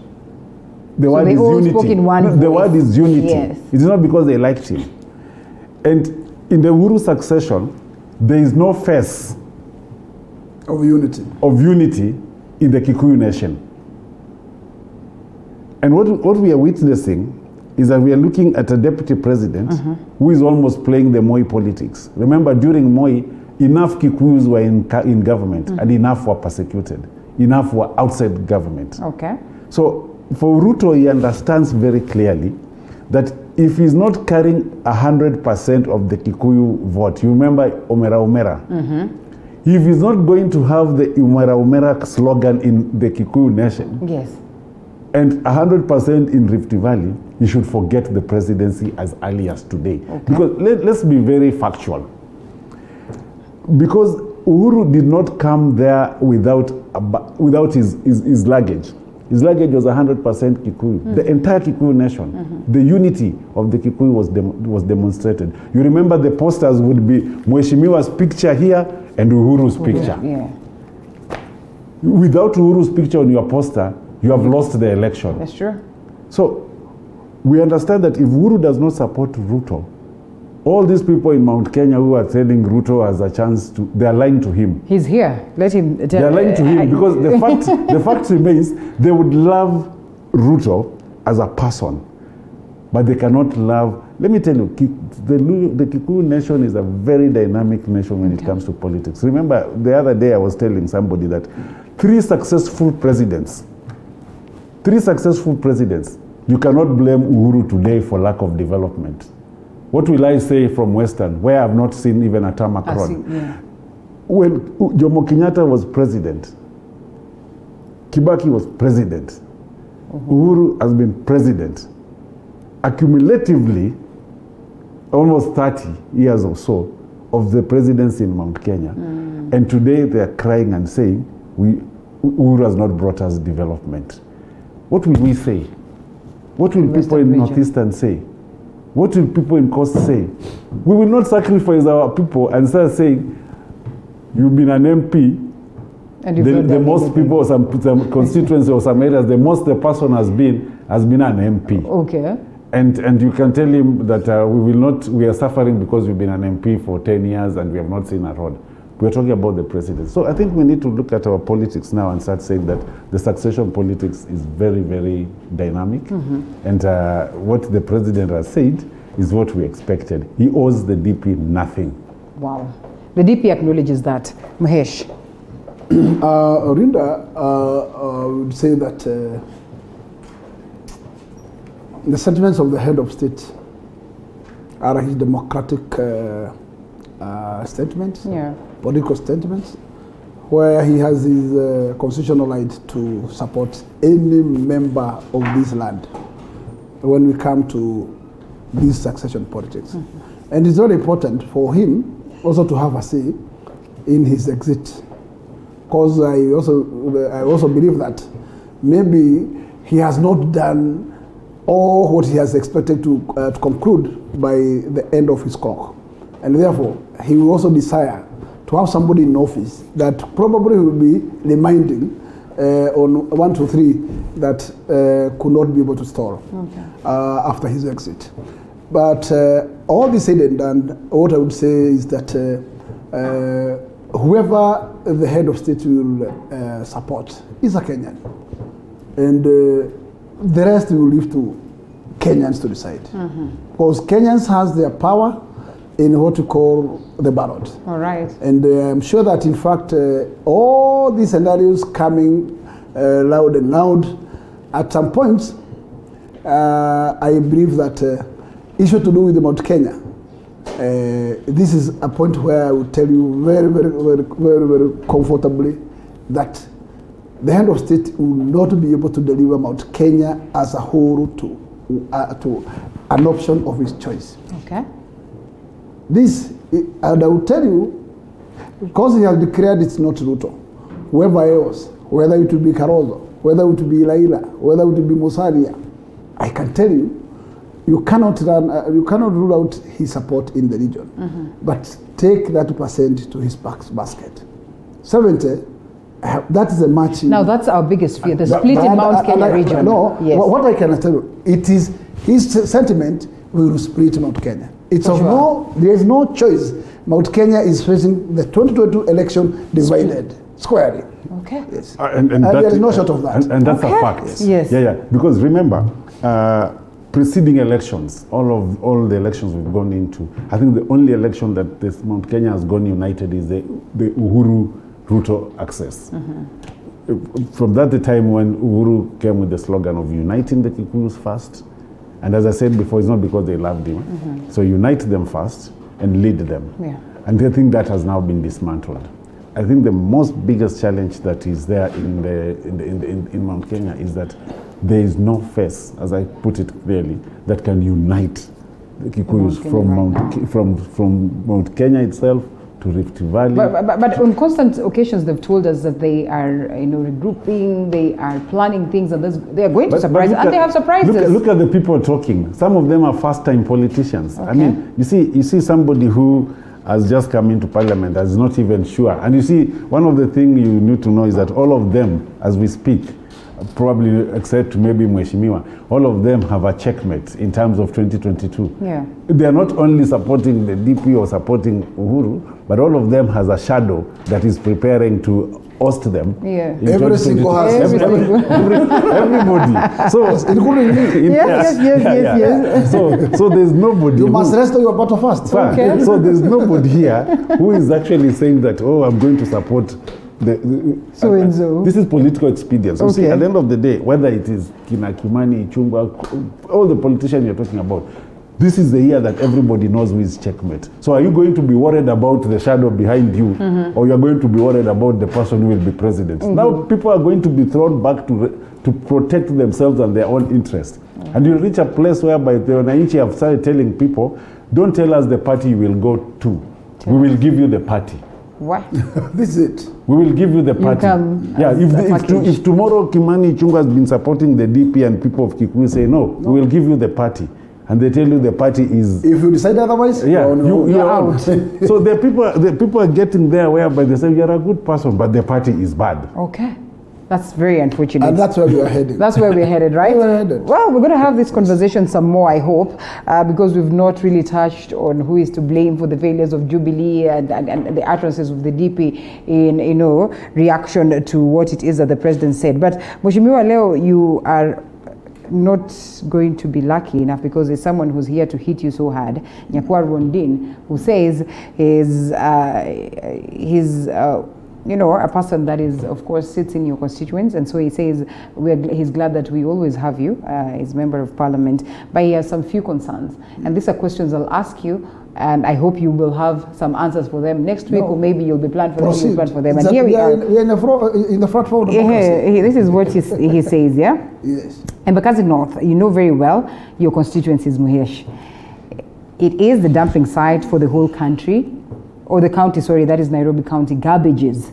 We know that garbage trucks are causing traffic in Dandora, more so, even blocking the gate of Wangu Primary School for a while now. What have you done to address this? School children walking on garbage, and you understand the smell being experienced? Honorable Gakuya, if possible, if not now, you could have done something for those school children.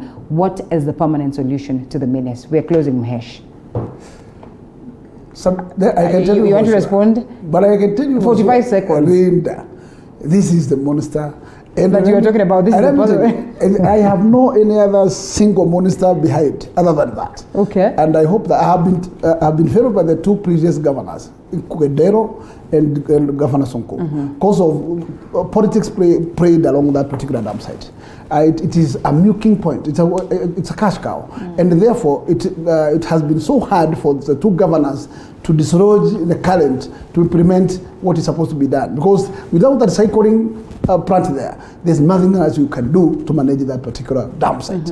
And I will tell you for sure, it is by miracle of NMS that is the only hope we have, that it's not political and it can do something. We are moving, and we are at least at some stage with the NMS. I hope it probably will materialize. And if it's done, it will be done forever. Well, we hope that such is the case. Thank you so much. Gentlemen, we have to close it at that. Honorable James Gakuya, Member of Parliament. I'm sure if it was not COVID, Mheshimiwa would have mobilized these people today. And, to go and do some... No, protest. And protest. And I can tell you, the right solution, the right solution is to make sure that we protest and we lock those trucks from exactly. Getting, yes, because, you know, the redress is either way, either in court or by action. Okay, we close it at that. Evans Wafula, political analyst, thank you so much for the great insights. Time is extremely out of our side, and therefore we cannot have even an extra minute to probably even have the parting shot. So on that note, we close it, and we get to a different conversation after this short break that is in regards